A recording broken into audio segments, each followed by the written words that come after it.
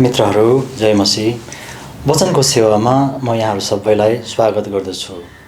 आज हामी मत्तीको सुसमाचार 17 अध्यायको 24 देखि 27बाट परमेश्वरको योजना हाम्रो जीवनमा के छ भन्ने कुरो पत्ता लगाउन गइरहेको छौँ।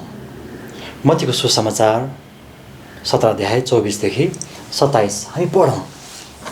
यस्तो लेखिएको छ, जब उहाँहरू कफरनहुममा आउनुभयो, मन्दिरको कर उठाउनेहरूले पत्रुस कहाँ आएर भने, के तिमीहरूका गुरुले तिरो तिर्दैनन्? तिनले भने, हो तिर्नुहुन्छ। पत्रुस घरमा पसेपछि येशूले तिनलाई पहिले भन्नुभयो, सिमोन, तिम्रो विचार के छ?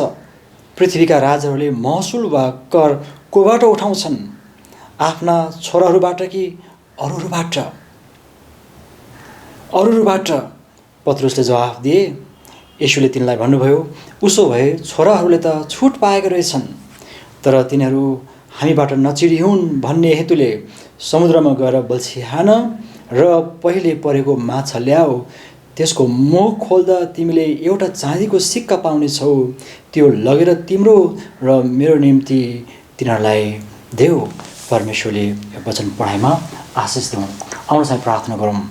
पवित्र आत्मा, यो घटना लेख्नको लागि जसरी तपाईँले मत्तीलाई प्रेरणा दिनुभयो, त्यसरी नै आज बुझ्न र बुझाउन पनि त्यही पवित्र आत्माको प्रेरणाको मध्यस्थता दिनुहोस्। प्रार्थना चाहन्छौँ येशू प्रभुको नाममा, आमेन। नेपालमा अनेक किसिमका धर्मगुरुहरू छन्। तिनीहरूमध्ये प्राय सबैले देशबाट सुविधा खोज्छन्। तिनीहरूले सार्वजनिक जग्गा ओगटेर आफ्ना आश्रमहरू बनाएका छन्। ती गैर कानुनी भए पनि सरकारले केही गर्न सक्दैनन्। तिनीहरूलाई ठुला ठुला नेताहरू र धार्मिक समुदायहरूले संरक्षण दिँदछन्। तिनीहरूको आर्थिक गतिविधिमाथि कसैले प्रश्न सोध्ने आँट गर्दैनन्। यस्तो गतिविधिमा भारत झन खराब छ। क्रिस्चियन जगतको कुरा पनि गरौँ।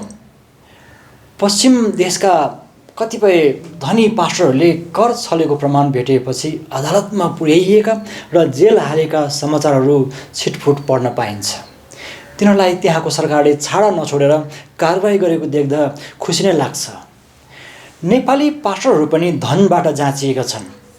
धार्मिक अगुवाहरू आर्थिक घोटालामा नाम जोडिनु अब चाहिँ सामान्य घटना भइसकेका छन्। अब हामीले येशूको कुरा गर्नुपर्ने हुन्छ। उहाँले मन्दिरको कर हरेक वर्ष नबिराइकन तिर्नुहुन्थ्यो। आर्थिक मामिलामा उहाँ इमान्दार हुनुहुन्थ्यो। यसकारण येशू निर्दोष हुँदाहुँदै पनि क्रुसमा टाँगिनुभयो भन्ने हाम्रो दाबीमा उहाँको आर्थिक इमान्दारितालाई पनि जोड्नुपर्ने हुन्छ। मत्तीबाहेक सुसमाचारका अरू लेखकहरूले यो घटनालाई उल्लेख गरेनन्। मत्तीको सुसमाचार यहुदीको लागि लेखिएको हो।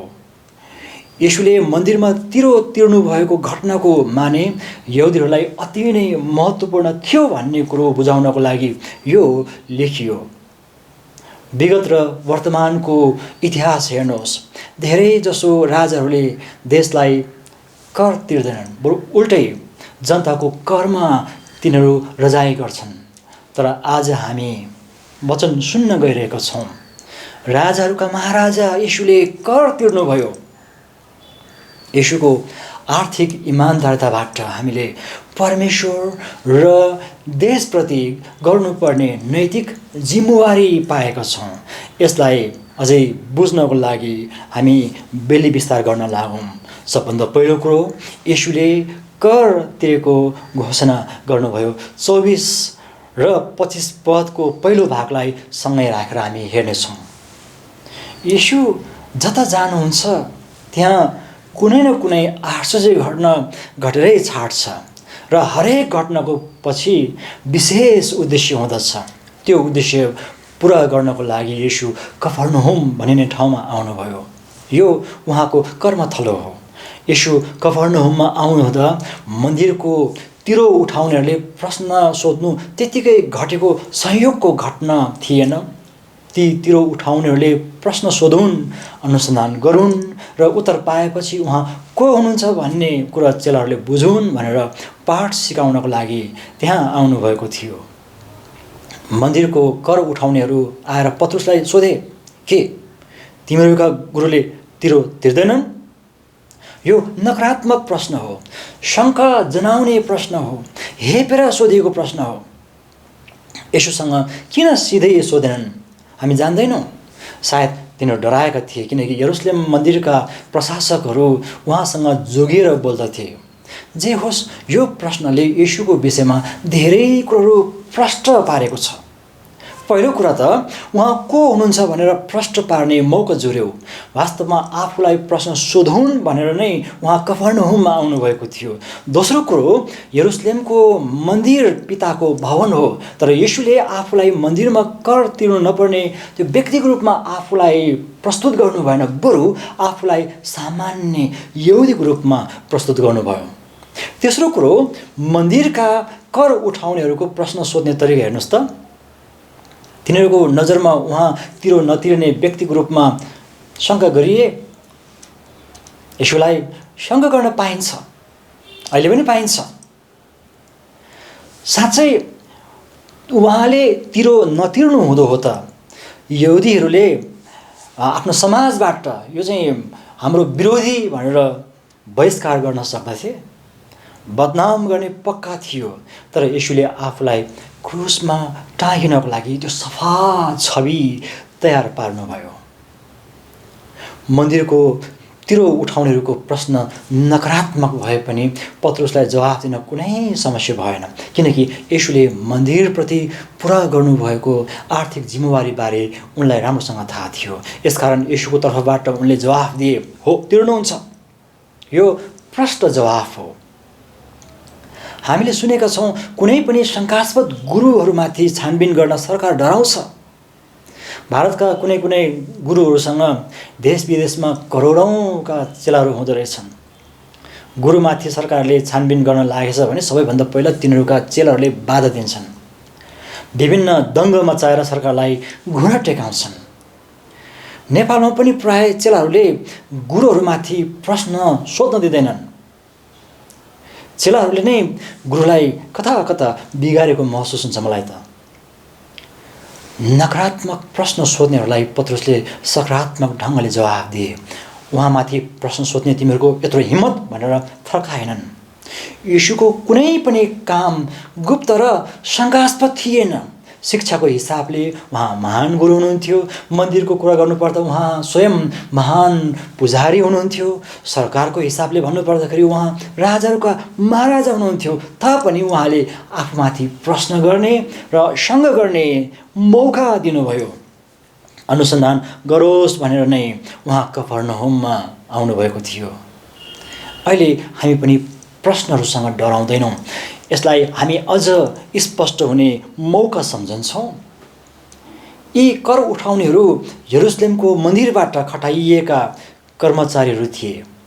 यिनीहरूलाई मत्ती र जखायस जस्ता कर उठाउने रोमको सरकारको तर्फबाट कर उठाउने ठेकेदारसँग तुलना गर्न मिल्दैन।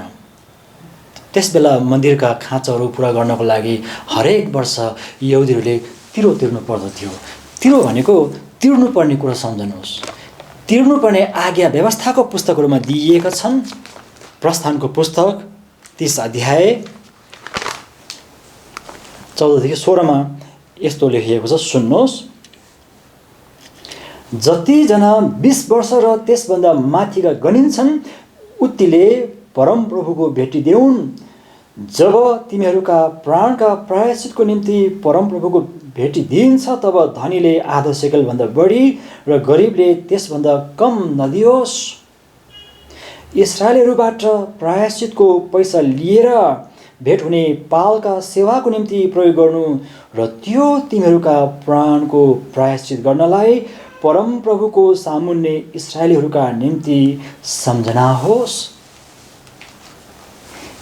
यो नियम यहुदी पुरुषहरूले आफ्नो पाप प्रायश्चित गर्नको लागि भेटीको रूपमा तिर्नु पर्दथ्यो। यो एउटा पापीले पाप मेटाउन तिर्नुपर्ने मोल हो। येशूले कुनै पाप गर्नुभएको थिएन। म तिर्दिनँ भन्न मिल्ने नैतिक हैसियत उहाँसँग थियो। तर पनि हामी पढ्दछौँ उहाँले मन्दिरको तिरो तिर्नुभयो। येशूले तिर्नुभएको यो तिरो मानिसको पापको मोलसँग जोडिएको छ। यसलाई प्रष्टसँग बुझ्नको लागि हामीले दोस्रो कोरिन्थी 5 अध्यायको 21 पढ्नुपर्ने हुन्छ। त्यहाँ यस्तो लेखिएको छ, यो तपाईँले कण्ठ पनि गर्नु राम्रो हुन्छ। हामी उहाँमा परमेश्वरको धार्मिकता बन्न सकौँ भनेर पाप नचिन्नु हुनेलाई परमेश्वरले हाम्रो खातिर पाप बनाउनु भयो। यसको अर्थ पापीहरूको तर्फबाट उहाँले यो तिरो तिर्नुभयो, आफ्नो लागि नभएर हाम्रो पापको लागि तिर्नुभयो। यसकारण यो घटनालाई तपाईँले साधारण नसम्झनुहोस्। यसले तिर्नुभएको त्यो रकम हाम्रो लागि थियो। मन्दिरको तिरो उहाँले नतिर्नु भएको भए उहाँमाथि मन्दिर विरोधीको आरोप लाग्ने थियो। यसले उहाँको सेवामा पक्कै बाधा दिँदथ्यो। त्यति मात्र होइन, उहाँ हाम्रो मुक्तिदाता बन्न सक्नुहुन्न थियो। हेर्नुहोस् त, यो घटनाबाट येशूले आफूलाई मुक्तिदाताको रूपमा चिनाउँदै हुनुहुन्थ्यो। त यो वचन सुन्दै गर्दा तपाईँले मनमा नै प्रभुलाई भन्नुहोस्, धन्यवाद, तपाईँले मेरो पापको मोल तिर्नुभयो। तिरो तिर्ने कुरामा येशूलाई कसैले पनि खोट लाउन सकेन। अर्को एउटा घटना पनि छ। फरिसीहरूले कर तिर्ने विषयमा प्रश्न उठाएर फसाउने षड्यन्त्र गरे। तिनीहरूसँग भएको सवाल जवाफ कस्तो थियो भन्ने विषयमा हामी मत्ती 22 अध्यायबाट पढौँ। 17 देखि 22बाट म पढ्दैछु, सुन्नुहोस्। हामीलाई भन्नुहोस्, कैसरलाई कर तिर्नु उचित हो कि होइन? तर येशूले तिनीहरूको धूर्तता थाहा पाएर भन्नुभयो, पाखण्डी हो, तिमीहरू मलाई किन जाँच्दछौ? कर तिर्ने सिक्का मलाई देखाऊ। अनि तिनीहरूले उहाँ कहाँ एउटा सिक्का ल्याए। उहाँले तिनीहरूलाई भन्नुभयो, यो चित्र कसको हो अनि कसको नाउँ खोपिएको छ? तिनीहरूले उहाँलाई भने, कैसरको। तब उहाँले तिनीहरूलाई भन्नुभयो, यसकारण जे कैसरका हुन् ती कैसरलाई देऊ र जे परमेश्वरका हुन् ती परमेश्वरलाई नै देऊ। यो सुनेर तिनीहरू चकित भए र उहाँलाई छोडेर गइहाले। येशू ती फरिसीहरूको आँखाको कसिङ्गर बन्नुभएको थियो, जसरी पनि निकाल्नु पर्ने। तर उहाँले तिनीहरूलाई बुद्धिको साथ जवाफ दिनुभयो। येशूले कैसरलाई कर तिर्नु पर्छ भन्नुभएको भए उहाँलाई यहुदीहरूको विरोधी भनेर बदनाम गर्ने सम्भावना थियो। कैसरलाई कर तिर्नु पर्दैन भन्नुभएको भए उहाँलाई रोमको विरोधी भनेर चिनाउँथे र रोम सरकारलाई उचालेर अनेक दुःख दिन सक्थे। येशूलाई फसाउने तिनीहरूको षड्यन्त्र विफल भयो। हामीलाई थाहा छ, येशू व्यवस्थालाई रद्द गर्न होइन, बरु पुरा गर्न आउनुभएको हो। यही कुरो उहाँले मत्ती 5:17 बताउनुभयो। उहाँ व्यवस्थाको अधीनमा जन्मनुभयो। गलाती 4:4 भन्छ, व्यवस्थालाई नै आधार बनाएर हाम्रो मुक्तिलाई वैधानिक वा आधिकारिक बनाउनुभयो। हामीले येशूबाट पाएको मुक्ति मानिसको हातबाट थापेको कुनै त्यो प्रमाणपत्र जस्तो होइन। तपाईँले पाउनुभएको मुक्तिको लामो इतिहास छ। मण्डलीलाई दुःख दिने केही उरन्ठेउलो क्रिस्चियनहरूले बेला बखत यस्तो प्रश्न सोध्ने गर्दछन्, मैले दिएको दशांश भेटीलाई मण्डलीले के गर्छन् मलाई थाहा छैन, मैले दशांश किन दिने? त्यस्ता सोच भएकोहरूलाई यहाँ एउटा राम्रो जवाफ छ। हो, येशूको पालाको मन्दिरलाई हेर्नुहोस्, तपाईँले ठिकसँग चलिरहेको थिएन। त्यो डाकुहरूको अड्डा बनेको थियो। आखिर त्यो परमेश्वरको मन्दिर थियो। मन्दिर आफैमा कुनै खोट थिएन। त आफू महान पुजारी हुँदा हुँदै पनि ख्रीष्ट येशूले त्यो तिरो तिर्नलाई हिचकिच गर्नु भएन। त्यो मन्दिर पिताको थियो, उहाँको आफ्नै पिताको। तर पनि उहाँले हाम्रो लागि कर तिर्नुभयो। हामीले सिक्नुपर्ने व्यावहारिक पाठ यो हो कि हामीले यस्तो प्रभुलाई विश्वास गरेका छौँ जसले हाम्रो पापको मोल तिर्दिनुभयो। अहिले हामीले आफ्नो पापको मोल तिर्नु पर्दैन। हाम्रो लागि उहाँले मोल तिर्नुभएको छ भन्ने तथ्यलाई केवल आजै हृदयदेखि स्वीकार गरे पुग्छ। अनि हामी माथि पनि प्रश्नहरू सोधिनेछन्। पत्रुसले जस्तै हामीले पनि उहाँले हाम्रो लागि मूल्य तिर्नुभएको छ भनेर प्रचार गर्नु परेको छ, घोषणा गर्नु परेको छ। नेपालमा ख्रिस्टियनहरू येशूको विषयमा अरूले तथानाम प्रश्नहरू नसोधोस् भन्ने चाहन्छन्। याद गर्नुहोस्, उहाँ प्रश्नहरू सामना गर्नको लागि कफरनहुममा आउनुभयो। आजको लागि यो कफरनहुम तपाईँको चाहिँ आफ्नो गाउँ, सहर, टोल हुन सक्दछन्।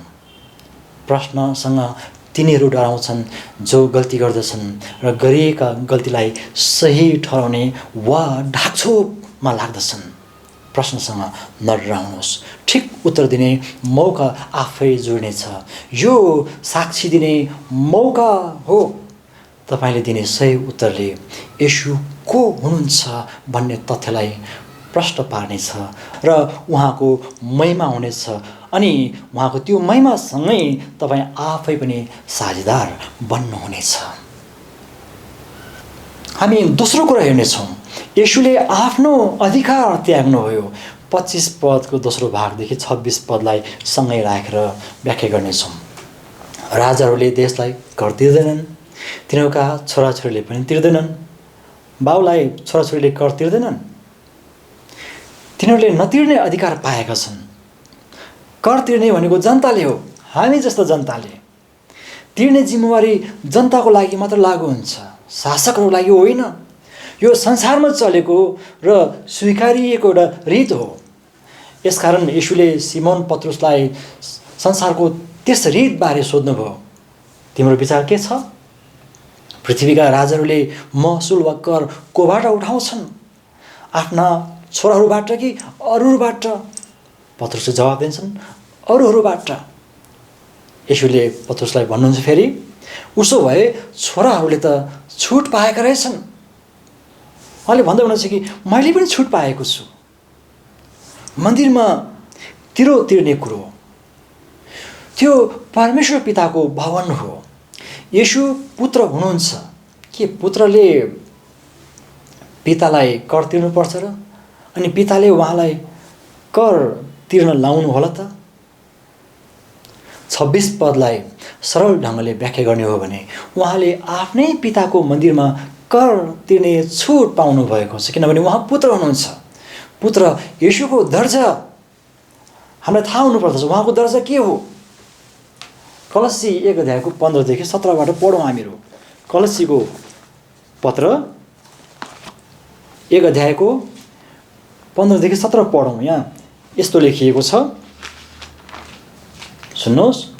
उहाँ अदृश्य परमेश्वरको प्रतिरूप, सारा सृष्टिका ज्येष्ठ हुनुहुन्छ, किनकि उहाँमा नै सबै थोक सृष्टि भएका थिए। स्वर्गमा र पृथ्वीमाथि भएका दृश्य र अदृश्य थोकहरू, चाहे सिंहासनहरू, चाहे प्रभुत्वहरू, चाहे प्रधानताहरू, चाहे अधिकारहरू, सबै थोक उहाँद्वारै र उहाँकै निम्ति सिर्जिएका हुन्। उहाँ नै सबै कुराभन्दा अगाडि हुनुहुन्छ र उहाँमा नै सबै कुरा बाँधिएर रहेका छन्। के यस्तो महान दर्जा पाउनु भएको येशू मन्दिरमा कर तिर्न बाध्य हुनुहुन्थ्यो त? पक्कै पनि हुनुहुन्न थियो, तैपनि तिर्नुभयो। यसको अर्थ पिताबाट मिलेको त्यो अधिकारलाई उहाँले त्याग्नुभयो। यहाँबाट हामीले सिक्नुपर्ने व्यवहारिक पाठ यो हो कि व्यवस्थाले तोके अनुसार प्रायश्चितको मोल पापी मानिस स्वयंले तिर्नु पर्दथ्यो।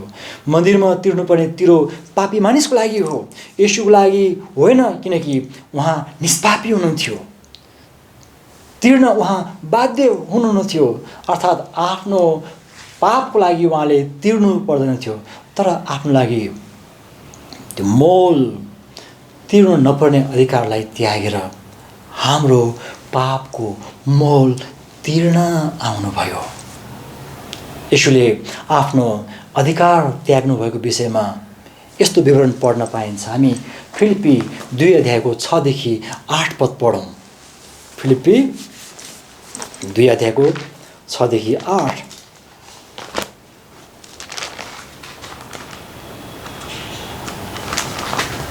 यस्तो लेखिएको छ, परमेश्वरको स्वरूपमा भएर पनि उहाँले परमेश्वरको बराबरी हुने कुरालाई एउटा पक्रिराख्ने वस्तु जसो ठान्नु भएन, तर आफैलाई रित्याइकन कमाराको रूप धारण गरेर तथा मनुष्य भएर जन्मनुभयो, स्वरूपमा मानिस जस्तै भएर आफैलाई होच्याउनु भयो र मृत्युसम्मै अर्थात् क्रुसको मृत्युसम्मै आज्ञाकारी रहनुभयो। पापीप्रति परमेश्वरको प्रेम कति महान छ। अब हामीले हेर्नुपर्ने तेस्रो कुरा पनि छ, यो येशूले सबैको पापको मोल चुकाउनु भयो। 27 पदलाई हामी एकछिन सँगै राखेर व्याख्या गर्नेछौँ। 27 पदलाई हेर्नुहोस् तपाईँले, यो चाहिँ तर भन्ने शब्दबाट सुरु हुन्छ। तिरो नतिर्ने सुविधा उहाँसँग छ, तर उहाँले त्यो सुविधा वा अधिकारलाई दाबी नगरिकन तिर्नुभयो, त्यो पनि अचम्म तरिकाबाट। त्यो रकम सजिलोसँग त्यो समुद्रबाट जोड्यो। यो काम पत्रुसको मध्यस्थताबाट सजिलैसँग हुँदथ्यो। केवल समुद्रमा गएर त्यो बल्छी थापे पुग्दथ्यो। प्रभुले उनलाई त्यही भन्नुभएको होइन र? फेरि पढौँ त, यहाँ लेखिएको छ, समुद्रमा गएर बल्छी हान र पहिले परेको माछा ल्याऊ, त्यसको मुखमा खोल्दा तिमीले एउटा चाँदीको सिक्का पाउनेछौ, त्यो लगेर तिम्रो र मेरो निम्ति तिनीहरूलाई देऊ। यसरी पनि तिरिन्छ भन्ने कुरो कसैले कल्पना गरेको थिएन। बाइबलमा परमेश्वरले माछाबाट काम लिनुभएको अरू घटनाहरू पनि छन्, अहिले त्यसको चर्चा यहाँ नगरौँ। चाहेको भए त्यो सिक्का स्वर्गबाट पनि झार्न सक्नुहुन्थ्यो वा चेलाहरूको कोषबाट सापटी लिएर पनि चलाउन सक्नुहुन्थ्यो, तर यो अरूले तिरेर हुँदैन थियो। येशू स्वयंले तिर्नु पर्दथ्यो र तिर्नु पनि भयो, जुन हाम्रो पापको लागि थियो। अचम्मको कुरो, तिर्नु पर्ने तिरोको रकम समुद्रबाट जुर्यो। के हो समुद्र? बाइबलमा समुद्रलाई धेरै तरिकाबाट चित्रण गरिएको छ। एउटा चाहिँ गहिराइमा राखिएका बहुमूल्य थोकहरू र त्यसको स्रोत हो भने, अर्को चाहिँ यो संसारको चिन्ह हो जहाँ निकै हलचल मचिरहन्छ, तर संसारका खाँचोहरू संसारबाटै जोड्दछन्। हाम्रा खाँचोहरू सांसारिक हुन् र ती संसारबाटै पुरा हुन्छ, तर बिर्सन नहुने महत्त्वपूर्ण एउटा आज्ञा छ, त्यो हो पहिले उहाँको राज्य र उहाँका धार्मिकताको खोजी गर र यी सबै थोक तिमीहरूका निम्ति थपिनेछन्। परमेश्वरको राज्य र धार्मिकता हाम्रो बिचमा येशूले स्थापित गर्नुभयो र त्यसलाई खोजी गर्ने जिम्मा हाम्रो हो, र उहाँको राज्य र धार्मिकताको खोजी गर्नेको खाँचो पुरा गर्ने जिम्मा चाहिँ उहाँको हो। परमेश्वरको राज्य कहिल्यै पनि धनको अभावबाट रोकिँदैन। मैले यसो भन्दै गर्दा कतिले यसलाई अर्कै तरिकाबाट बुझ्दो रहेछन्। बाइबल स्कुलमा काम गर्दाको अनुभव हो, कतिपय पास्टरहरूले मण्डलीमा सेवकहरू खाँचो परेको तर पढाउनको लागि खर्च नभएको कुरा राख्थे। मैले भन्ने गर्थेँ, प्रभुको राज्यको काम पैसाको अभावले रोकिँदैन। मैले यसो भनेपछि ती पास्टर बन्धुहरूलाई लाग्दो रहेछ कि मैले नै खर्च जुटाउने रहेछ। म यहाँसम्म पनि सल्लाह दिन्थेँ, परिवारमा बस्दा पनि आखिर उसले खाना त खान्छ नै, त्यही रासन धान मकै कोदो गहुँ जे भए पनि ल्याउनुहोस्, कोदो नै भए पनि ल्याउनुहोस्, बरु ढेँडो नै ओडालेर खान पनि सकिन्छ। मैले यहाँसम्म भन्थेँ, आफ्नै मानव खाएर सेवक तयार पार्ने कुरो कति सुन्दर छ। सितैमा पढेको भन्ने त्यो लाजबाट जोगिने कुरा हो। हामीले तिर्न नसक्ने कुरो पनि छ, त्यसलाई प्रभुले नै तिर्दिनु पर्ने हुन्छ, तर तिर्न सक्ने कुरो हामीले तिर्नै पर्छ। येशूले तिर्नु नपर्ने त्यो उपाय छ कि भनेर खोज्नु भएन। त्यस्तो उपाय खोज्नु भनेको छली कार्य हो। तिर्नु पर्दथ्यो, तिर्नु भयो र त्यो पनि मानिसले त्यो सोचेको भन्दा फरक तरिकाबाट अर्थात् माछाबाट त्यो उहाँले पुरा गर्नुभयो। हेर्नुहोस् त, एकातिर सिक्का, अर्कोतिर माछा पनि, सिक्का पनि माछा पनि। एउटा अनुग्रहमाथि अर्को अनुग्रह भनेको यही होइन र? यसकारण तिरो उठाउने कर्मचारीहरूलाई आफ्नो अधिकारको विषयमा केही बताउनु भएन, बताउनु पर्ने आवश्यकता पनि थिएन। उहाँ परमेश्वरको पुत्र हुनुहुन्छ भन्ने कुरो बताएको भए समस्या हुने थियो। यहाँ स्पष्टसँग लेखिएको छ, तिनीहरू हामीबाट नछिडिहुन्। यसको अर्थ तिनीहरूले हाम्रो कुरा सुनेर चाहिँ बाधाको महसुस नगरून्। मैले त्यो उद्देश्य राखेर भन्नुभएको हो। येशूले आफू परमेश्वरको पुत्र हुनुभएको कुरो तिनीहरूलाई बताउनु भएको भए तिनीहरूलाई बाधा हुँदथ्यो। यसले अनावश्यक वाद विवाद मात्र खडा गर्दथ्यो। यसकारण तिर्नुभयो, त्यो पनि आफ्नो लागि मात्र होइन, पत्रुसको लागि पनि तिर्नुभयो अनि तिरो उठाउने मन्दिरका ती कर्मचारीहरूको शान्तिको लागि पनि तिर्नुभयो। यहाँबाट हामीले भन्नुपर्ने हुन्छ, येशू धेरैको छुटकाराको मोल बन्नुभयो। मर्कुस 10:45 उहाँ आफै हामीले तिर्नुपर्ने कर बन्नुभयो। यसैले धेरै पहिला बोलेको वचन येशूमा पुरा भयो।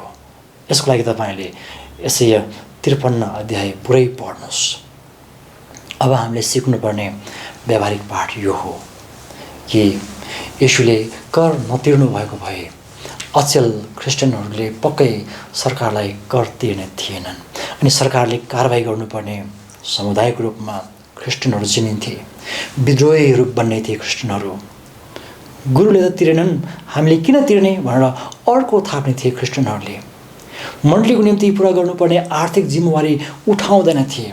तर राजाहरूको राजा भएर पनि येशू त्यस बेलाको सरकार र संविधान भन्नाले व्यवस्था सम्झनुहोस्, त्यो व्यवस्थाको अधीनमा रहनुभयो। हाम्रो लागि उत्तम उदाहरण बन्नुभयो।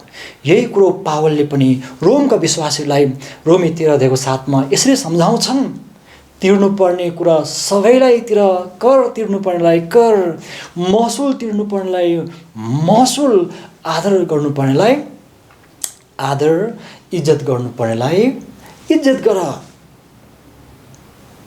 येशूले आफ्नो अधिकार र स्वतन्त्रतालाई प्रयोग गरेर मन्दिरका कर उठाउने कर्मचारीहरूलाई बाधा दिनु भएन। तिनीहरूलाई चिढाउने अधिकार उहाँसँग थियो, तर चिढाउनु भएन।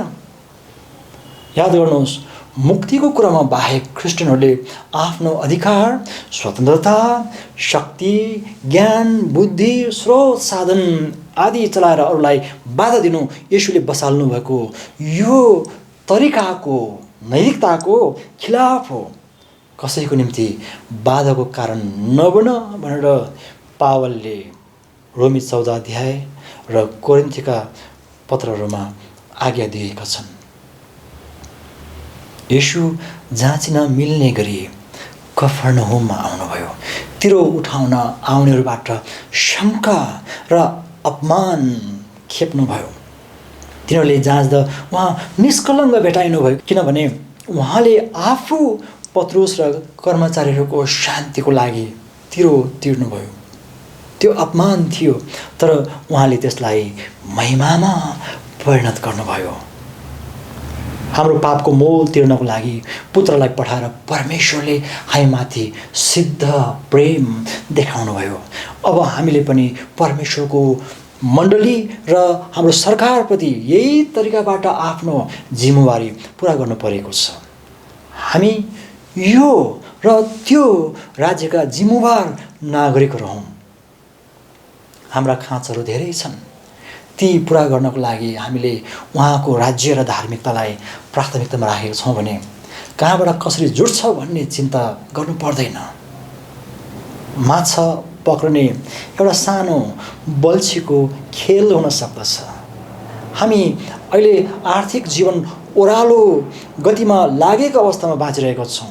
हाम्रा खाँचहरू दिनदिनै वृद्धि हुँदैछन्। कोरोनाले गर्दा हाम्रा पेसाहरू डामाडोल भएका छन्। हामी मात्र होइनौँ, विश्व नै अहिले आर्थिक सङ्कटबाट चलिरहेको छ। यो अवस्थामा हाम्रो तर्फबाट चाल्नुपर्ने सही कदम के हो त? कुरा सिधा छ, परमेश्वरको राज्य र धार्मिकताको खोजी। यो राज्यमा राजाहरूका महाराजा ख्रीष्ट येशू स्वयंले हाम्रो लागि मोल तिरिसक्नु भएको छ।